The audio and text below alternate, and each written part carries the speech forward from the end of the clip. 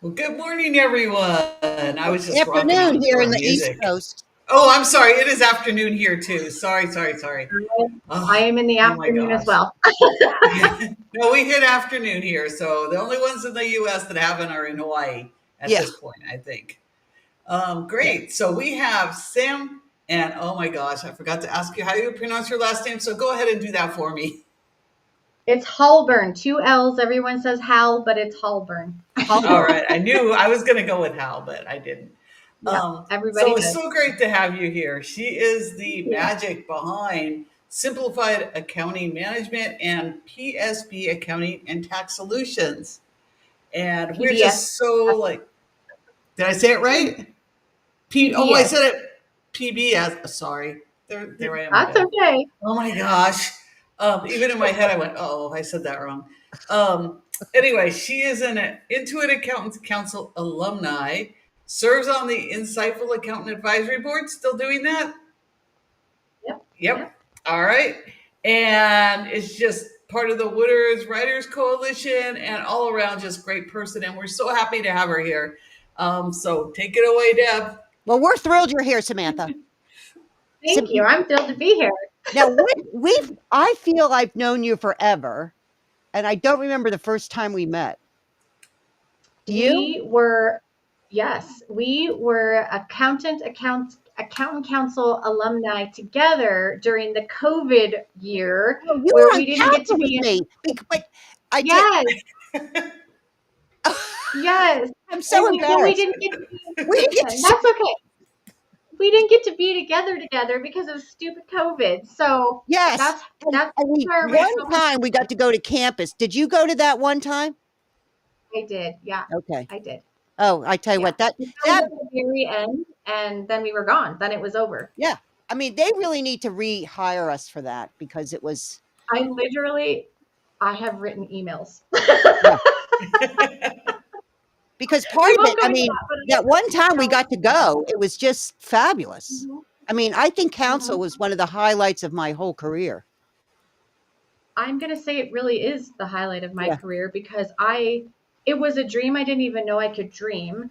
Mariette Martinez reached out and was like, "You need to try for this thing. You're going to be great for it." I got it, and then it was the best experience of my life. But it was COVID, and we didn't We didn't get really to get our really hands in. Like, I know. yeah, I know we had remember yeah. we had meetings. Just so you do, those of you that don't know, Intuit picks 8 people a year for a 2-year term. So there's 16 people on council, and we get to see all the new stuff that's coming out and give our opinion. And Our and our customers' feedback, our feedback.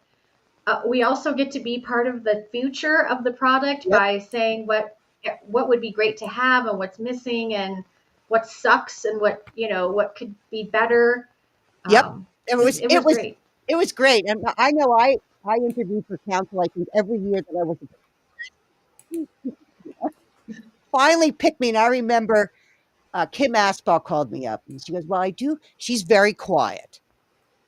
Debbie, I have Mm-hmm, a question mm-hmm. for you. Are you afraid to give your opinion on things?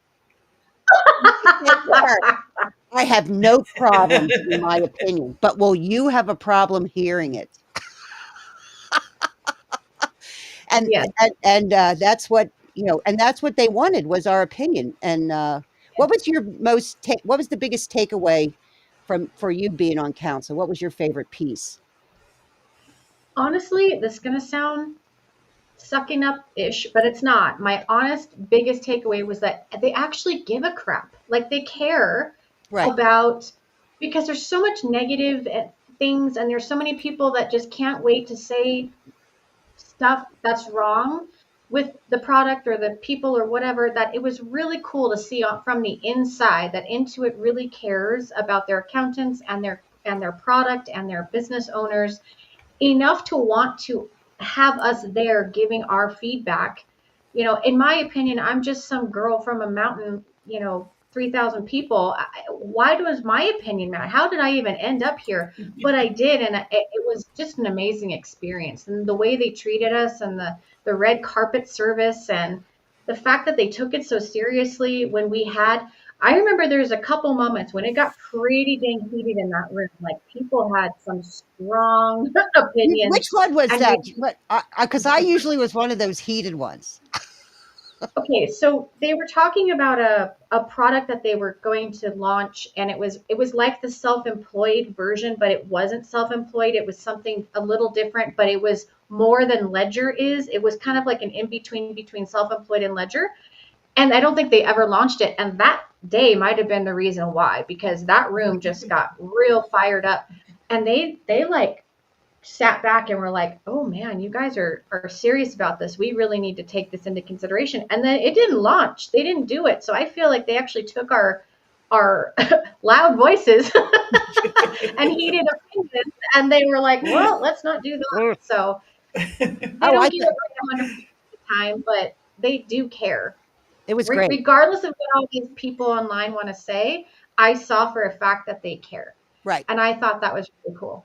I liked my favorite thing was actually getting to spend time with Ted Callahan.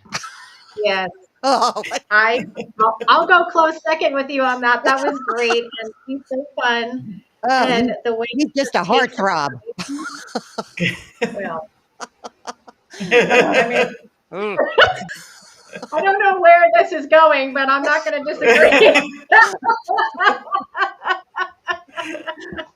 But the entire Intuit staff was kind and nice and Everyone, thoughtful, and it was just everyone. it was experience of a lifetime. So those of you, and sure, they always are asking to apply for counsel, and Hmm, always hmm. apply, keep applying, keep applying. It took me, I don't know how many umpteen years to finally get onto it. Right. And how many times did you apply, Samantha? Just the one time and they picked you? No, I've applied, I think, 4 times now, Okay, and I yeah, keep applying. I keep applying after because I didn't. I think I got shorted my yeah, we opportunity, got my real shorted. opportunity. Yeah. So I keep applying because I know that I think that our term there was one person that was a somebody who had Oh, sat I on didn't know council for that. me Okay, that they brought back. So I thought, well, if it can happen for them, maybe it can happen for me. that's So I right. keep applying every year. I'm going to do it too. Yeah. All Yeah, right, but it do was it. fun. There you I go. tell you what, I just loved being on council. That was just really a highlight. So now, It was. where do you live? Well, part time in Montana, part time in California. I've got, I go back and forth, mostly Montana at this point. I'm probably 60/40. And that's just because half the time I'm traveling for work anyway, so I'm nowhere for very long. Now, why do you I do a travel lot of for work? What is it you do that you travel for work? I do a lot of speaking engagements, both for the accounting industry, but also construction industry, because our niche is contractors. Okay. So that is how I find my customers, as I go to contractor expos all across the country, and I speak about QuickBooks for contractors, and I'm teaching seminars and classes. And last year, I launched a financial literacy workshop series, which I'm also traveling across the country with to do more of that work, not just QuickBooks, but the financial literacy side of it. And Wow. so that's also taking me place to place, and Where, where can that's we where I find out more travel. about Neat. that financial literacy thing? Do you have a website or SamIncServices.com. what's it called S again? What's it called? Sam, yep, Sam SAM Inc INC Services.com. Okay. Can Donna put that in the And notes? the I'm getting it right now. Thank you. The Oops. workshop was created because of 10 years of watching business owners not know what they didn't know and seeing how it affected them negatively, and nobody was telling them. And I'm not a tax preparer, but I know enough to know you should be doing this, you should be doing that, you could be doing this, you could be doing that. And so I just decided to create an all day workshop that tells them all the stuff they need to know to at least have ammunition to Mhm. go to somebody and say, I want to do tax planning. I need reasonable compensation. I need to do this. I need to do that. Let's take the S Corp election now. It's things that you really don't even have to do with your bookkeeping, but it's because of your bookkeeping that we can understand that you need to take these Right. decisions, make these Because decisions. most So people I I found, do they call you up because they need a tax return filed? That's usually how I find new customers. They has to do with taxes because that's all they think we tax do. and they don't realize Yeah. that by having great books, you can actually make money, and you will pay tax if you make profit, but there's things you can do Yes. to minimize the tax. And then running a business, it does, Legally. yeah. And Mhm. Yeah. and there are Go things figure. you need to do as a business owner to follow the IRS regulations. One of them is reasonable Yes. compensation that you talked about, Yes. and And for years, I'm talking 8 years, because we just started doing it 2 years ago. I had not one S Corp customer of mine was taking reasonable or knowing reasonable or asking about reasonable. And not one tax preparer brought it up either, ever. no, I because mean, what where's I'll the tell you what document they that do. shows this is They tell reasonable? their clients that, well, if you go to an S corp, you don't have to pay SE tax. They never mention the Mhm. reasonable compensation angle. Nope. And I go, So our firm is taking much more of a compliance and standpoint yes, now. Like, we're like, okay, well, Mhm. and now that tax preparers are held liable for tax right, returns that don't meet reasonable comp, it's going to change, I think, a lot of that going on, but nobody's offering it too. Because right. I work with so many tax preparers, none of them offer reasonable comp analysis, none of them, which is great for me because then they can send me customers and get their compliance met.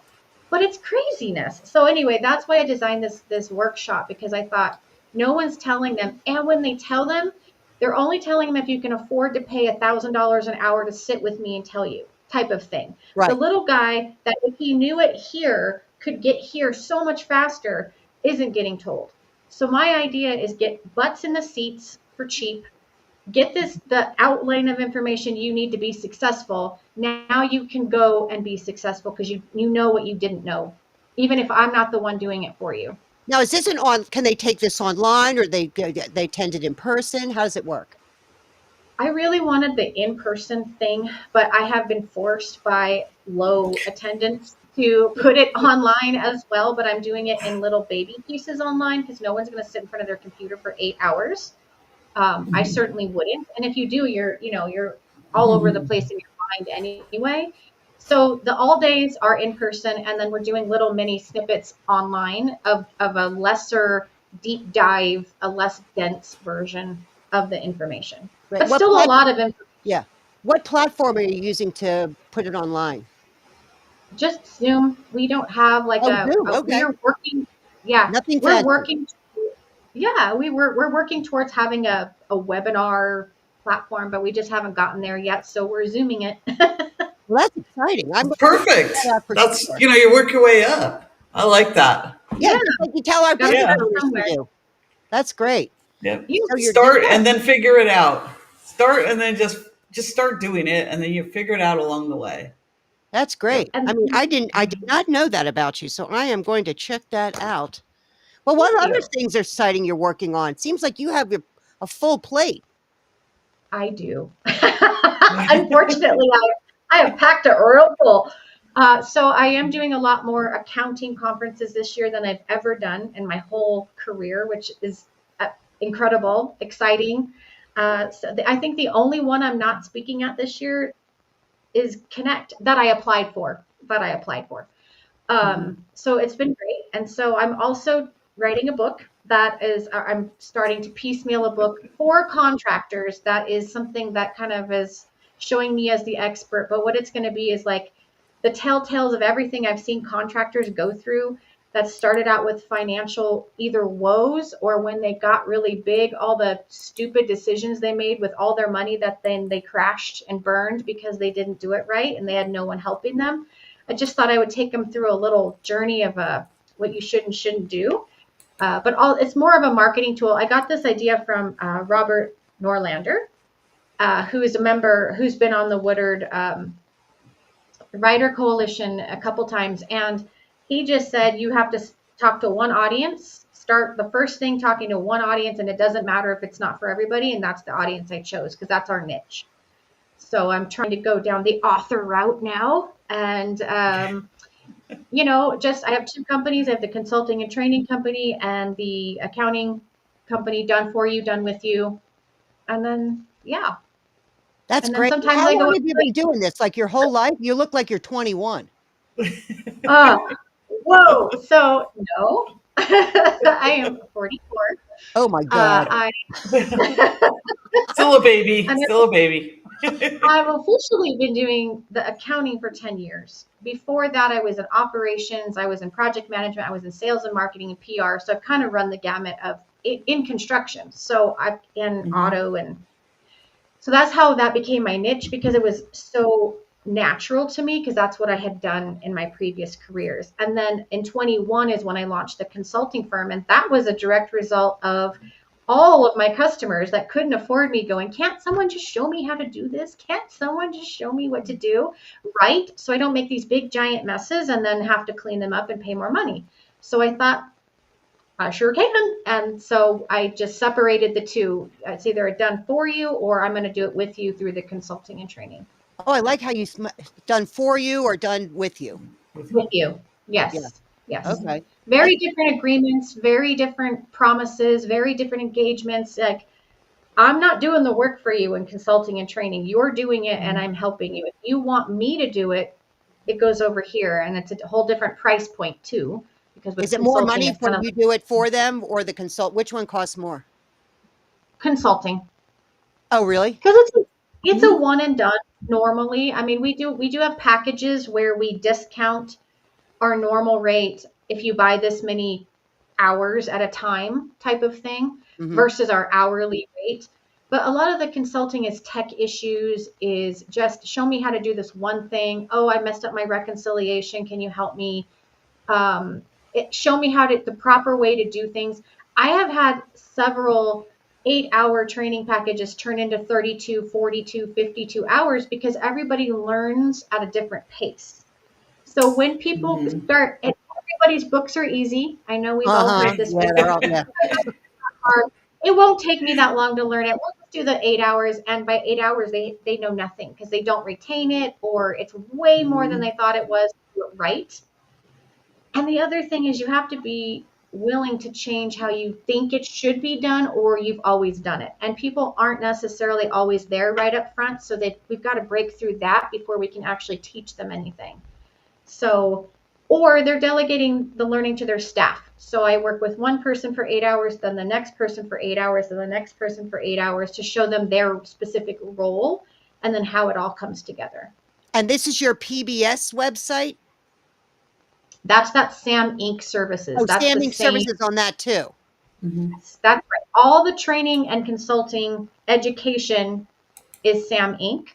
Okay. And the accounting done for you is PBS, PBS. Is accountingandtax.com. okay. I love that. I love that. I'm going to go check your websites out. I didn't know what they were. So, Thank you. and you Yeah, also have a podcast. I also have a podcast. Thanks Because for you have reminding nothing me. else going There's on. nothing Yeah. else to do. Nothing else to do, and it is with Candy Below, and it's called the Unbalanced Podcast. It's only on Spotify right now, but it is all the real truths behind firm ownership and all the crap you never saw coming when you started your firm. And I think every entrepreneur has these same experiences, but because our audience is, accounting professionals, we stick to the accounting professional firms, but it's everything you really had no clue could happen or was going to happen when you started your little bookkeeping service or your little tax practice, and you were so happy about it, and then you got into it and you were like, oh, that sucks. What is the biggest thing you've discovered that they talk about, your guests talk about, the biggest, like, I didn't know that was going to happen. Well, Candy had a pretty amazing. Our first episode, we kind of gave our little backgrounds, and she talked about how she came from a corporate career and was doing like this in the corporate career, high stakes and making lots of money and all the things. And then when she decided to own a firm, she was like, I got this. Like, this is going to be no problem whatsoever. And through that process, and I won't give the whole story away, but she lost 2 homes. She didn't tell anybody she was broke, and she didn't tell anybody her bills weren't getting paid. She didn't tell anybody her credit cards were maxed, and she had to break through that, and come up and confess to that to her now husband, then boyfriend, who thought she was just rich and had all this money because she was pretending to everybody, including him. And it was all because she actually didn't know how to run a business. It's different than being an employee that does amazing at their job as an employee. Owning a business is different. Yep. And we're not taught about owning a business anywhere ever unless you go to business school specifically. Well, even then, And you're not taught how to run a business. in real life, no, right. No. The I mean, real like, remember life. when in accounting, when we took accounting in college, I remember when I remember I just passed the CPA exam. Of course, I'm a big shot now. And I went Yes. to do an audit at a car dealer, and they brought in these books. Uh-huh. I sat there and I'm looking at these books and I started crying. Yeah. What am I supposed to do with these? These look nothing like I was taught in school. Nothing. Right. So it's So as you're saying that, I'm starting to help a lot more newer accounting professionals who have gone to school and feel like they learn absolutely nothing because when they go get a job somewhere, they don't know what the hell to do with their accounting degree. They know how to do debits and credits, but they don't know how to do QuickBooks. They don't know how to tie it all together. They don't. I had one girl that was like, "Well, what is the balance sheet?" She had a degree in accounting from a college, and she asked me what the balance sheet was, and I was just like, I know. okay, well, let's just break it down for you. But those are the people out getting jobs, getting paid to do this job, or getting customers. I Right. know I listened to one of your episodes, and you had a whole episode about that. But anyway, I'm starting to help a lot more of them through the process because they didn't learn anything in school No. that they could implement in real life. It's just different. And same with Candy. Her story was huge. I've heard a couple other really bad stories of, when employees ruin your life, basically because you hire them, you put all your money into them, you put your revenue into them, and then they don't do the work, or they do such a terrible job that you lose the customer. The customer then sues you because you're the business owner because their books were wrong or not done, or their tax return didn't pass an audit, or whatever it is. There's been a lot of stuff like that, a lot of employee stuff, a lot of burnout, not realizing you're going to work 60, 70, 80 hours a week for the rest of your life. Or the promise of once you scale, you'll be able to walk away and Yeah. not have to. No, that's Yeah, all that. myth. No, I've been there. Yeah. No, Yeah. well, not with my accounting business. It was designed not to have that. But with my other businesses, Yes. oh my god, I have employees that got me in court all the time. I hated it. Oh, ooh, Yeah, yeah, there you go. yeah. Court cases is another I know one. a lot Getting sued. about the court. Yeah, I know a lot about the court system.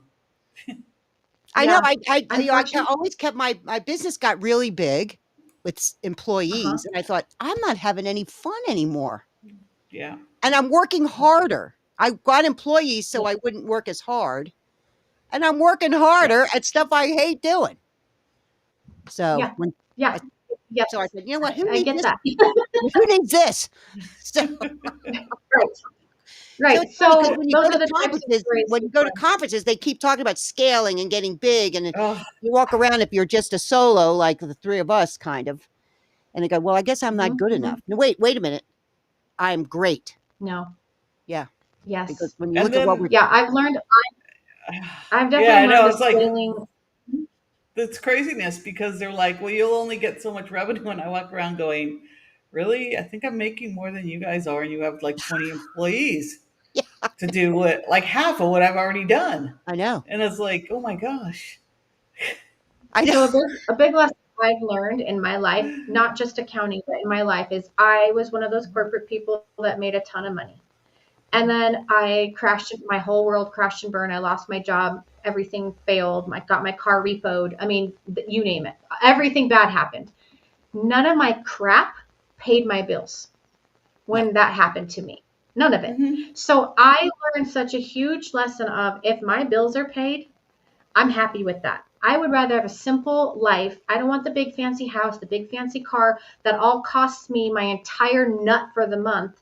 Hmm. And then I can't go do anything. I'd rather go do the things and have a simple little life that if something crumbles and fails, I have some time to build back up before what happened before happened to me. So I've learned that lesson, but I also got trapped in the scaling myth. I really, really did. I started going to mentorship programs, and they were amazing for many, many reasons. But one thing that wasn't amazing is that I then went, I'm going to scale and I'm going to hire all these people to take all this shit off my plate. Excuse me, I don't know if I can say that That's on this, okay. but, and then I did. And then they didn't do those things. And then it all fell back on my lap. And in the meantime, I had spent all my money paying them to do that, which was supposed to increase my capacity to bring in more business and more revenue and do more things and make more money. And it didn't do that. So I've been working through that for several years now, trying, and then one step forward and two steps back, one step forward and five steps back. And so I definitely got caught up in that, Deborah. I think we all have. Yeah, yeah. I did not, but I did A it little by older than you, design. so but I Yeah. remember I went through a tragedy in my life and thought, "What do I need all this stuff for? It's just Yeah. stuff. As long as my bills are paid and my kids are alive and breathing, you know, it's good. Life is good." And then what's interesting, when you let that go, all of a sudden the abundance comes. Yes. It's kind of like Yes. Yep. paradoxical, isn't it? I had a very interesting event happen last year. And when I decided to let it go and just say, it's not for lack of trying, and I did the best I could. And if I go down, I'd go down. Once I got there, literally from the universe, things just started dropping in my lap that I was like, where has this been? But it was my mindset keeping me from being Mhm. open to those things Yes. happening. Yes. And when I decided just to let it go and basically say, F it, it is what it is, all these things started coming to me that I don't think would have otherwise. I really Right. don't. It's kind of like when you have a really awful client and you're afraid to let them go, because if I let them go, I won't have their money. Let them Yeah. go, something better comes along every single Work time. time. Have to Literally work like double the hours month. later every time for me. Yeah. Hours later. It's just like Oh, amazing. I'm like, what the heck happened here? And but you have to let it go. I mean, I feel Yep. like Elsa in Frozen. yeah. So my ops manager and I just had this conversation yesterday or the day before now, I can't even remember, but she was like, Sam, it's not working. They're too much and they are taking we're doubling our budget every month and we're not billing for it because they're in a financial pickle as well. So my heart brain, which I should separate, but I still can't, is going, I can't bill them an extra $3,000 a month because they don't have it. But then I have to pay people to do the work to support the extra time. And she actually said to me, when you decide that you're okay with them going away, we're going to get two or another big one or two clients that are less work for the same money, you know. Yeah. So we just had that conversation. She has to bring me back down to earth a lot, which is her job. Well, I think we really But care about these clients. It's not we want them to succeed, exactly. and we see where their mistakes are happening that they're not fixing. And if they would Yes. only, and I just always think they're like drunks at the bar, and we keep picking them up so they don't get arrested and go to jail. But I think, you're gonna have Yeah. to pay the price. When do you hit bottom? That's why I like that show, what's that called? Intervention. Oh. Intervention, look, you either get with the program or are gone, you know? Or we're out. Yeah. In That's this great. case, it's the if you don't act on a dime, they start going in and doing things themselves because they need it done right now. And everything's an emergency and everything is urgent. But when you try to schedule your time blocks and schedule your workflows, they're not ready for you when you've got it scheduled. So No. then they want you to just rearrange your schedule to fit when they're now ready to do it. And if you can't or don't, they just go in there and start doing it. And oh my God, it's so much. It's so much because they do it wrong. They don't ask questions, or when they do, it's like, I've got 20 other things going on. I can't stop what I'm doing and answer your question right this second. And if you don't, then it just spirals out of control. Anyway, that's that one.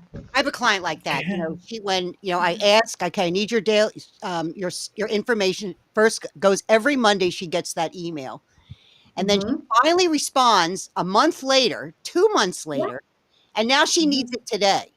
Today. And I go, "Kim, Yeah. I've been waiting 2 months. You can wait a little longer. Yeah. I need this Yes. now." I you know, you you have to tell them. I mean, we want to make them happy. And I keep Right. thinking to myself, if you quit, I mean, well, I'll find somebody else. Go ahead. Feel free. She never does. Yep.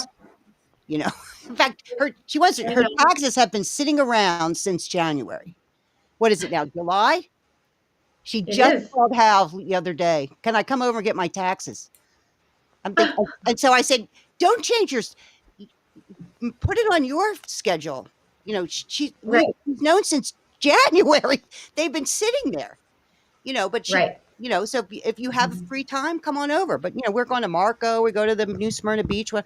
I mean, she'll get them, but I don't have to change Yeah. my life because she needs it this instant, Right now. Yes. Yeah. And that's really hard for me because I feel the obligation to show them that I care and show that I'm willing to work for them and with them, but at the expense of it. Yes, Sam can never plan her own life because somebody exactly. always has an emergency that she has to deal with. And And I so think that comes from I, confidence in your own ability and the belief in yourself. Like, look, I'm worth being treated. I'm not going to be abused by a customer, whatever. I mean, yeah, but that's great. I think that comes with age. Now that you're whole of 44, you I know. am. Wait till you get a bit older, and then you reply back, "I'm on vacation now. You had Yes. 6 months to get this to me. Yeah. So, when Yeah. I Give get away. back, Yeah, I'll I'll get start away. working on it." Yeah. Okay, not Angela's looking in the forward to chat. being older, but am looking forward to a real vacation. I haven't had one in 10 years. Well, I hope you come to Florida and see me in Florida. Oh, I would love You're to. welcome anytime. Thank you. Yeah, Angela in the chat, she goes, solopreneurs are so overlooked at conferences. Everything is about building an empire. And, Yes. Yeah. and, see, and she's so right. But I think then what does the word empire mean? I feel I've built an empire. I've Yeah. got an You know, empire, I, and I don't have employees. yeah, I and people say this exact thing to me. Oh, but you're running an empire. Oh, but you're running an empire, as if I'm supposed to be happy that I'm so bogged down running in this empire. And I say, no, my empire is running me. yeah, My empire is running me. Yeah. Yes, I might have built it, but now it's running me. And so now I have to figure out how to kind of recalibrate how I function.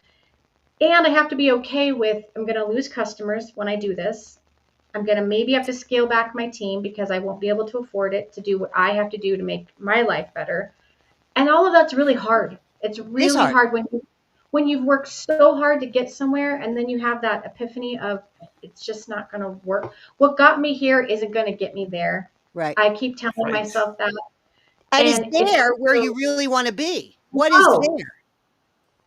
Your there can change. Like my Right. there is changing like as we Right. speak. Exactly. Like, what's my there my gonna there is, be?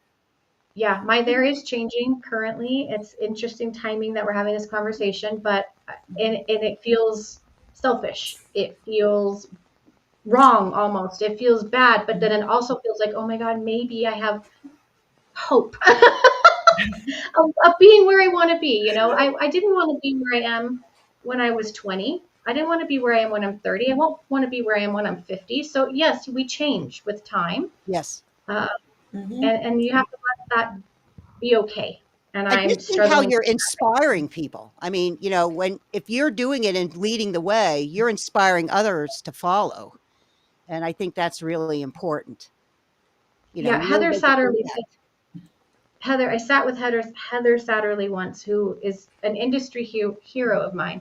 Mhm. And when I went to Appy Camp, the first Appy Camp, I actually cried because I was in the same room as Heather Satterley. That's like how fangirl I am. And so she had dinner with me when I was in Rhode Island speaking at one of my conferences for construction, and she lives there. So she was like, "Hey, we should have dinner," and I was like, in my head. And so we're having this conversation about inspiration, and she goes, "Sam, just like I inspired you, you are inspiring somebody you have no idea who exists right now because they're watching you the way you watched me, hoping and praying someday they could do what you're doing.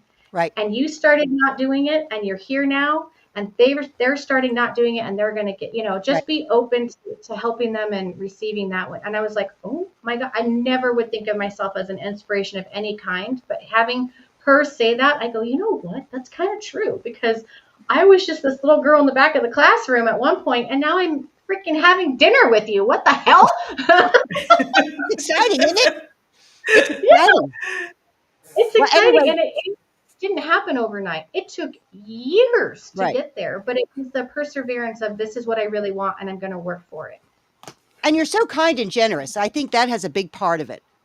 You know, Mhm. Thank you. if you're mean and nasty, it doesn't work. You have to be kind and generous and open like you are. And then it will Yes. just come. And it seems wackadoo because I think it's paradoxical. The nicer I am, the more nice things happen to me. Yes. Yes. Yes. Yes. Yes. Well, anyway, we're at Yes. time. I mean, this half hour went longer than half an hour.